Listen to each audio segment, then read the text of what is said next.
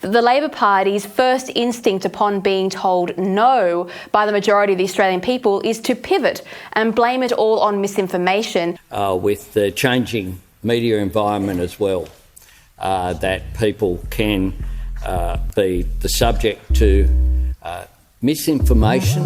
What's clear from the campaign, though, is that Peter Dutton is the master of misinformation. Misinformation and disinformation has become a huge issue in this campaign. The referendum campaign is fertile ground for disinformation. The misinformation and disinformation campaign on social media. A campaign of misinformation. Misinformation. Misinformation. Misinformation. Misinformation and disinformation. There's so much misinformation. Campaign of misinformation. Amount of misinformation and disinformation. Misinformation and disinformation. The amount of misinformation. How do you regulate social media? I think that's something that needs to be looked at into the future. We seem to have seen now the Labor Party pivot on this and say, all right, well, we lost that one, but we've got this big bad misinformation bill. A terrifying piece of legislation that seeks to suffocate political debate specifically and prevent citizens from disagreeing with government policy. Like, let's be honest, this is what it's about. Ultimately, what this boils down to is a ministry of truth. How do you feel about the ministry of truth?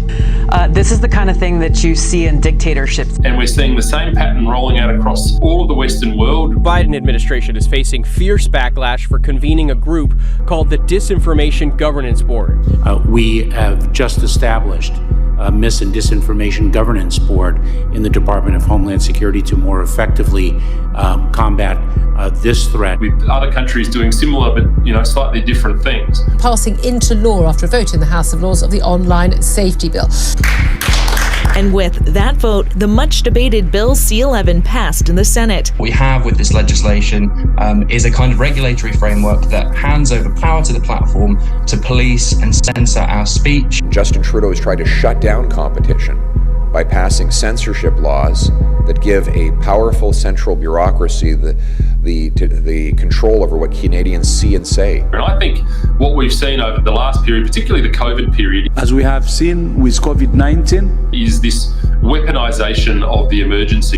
Misinformation and disinformation can spread rapidly online. You counter COVID disinformation and misinformation initiative. What you're describing effectively there is a censorship industrial complex. Digital platforms are being misused to subvert science and spread disinformation and hate to billions of people.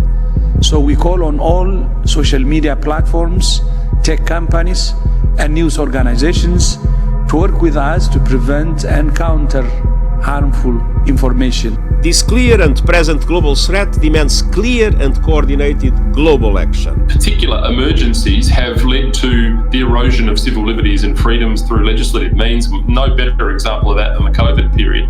And parliaments seem to be continually lapping them up without any foresight. Dismiss anything else.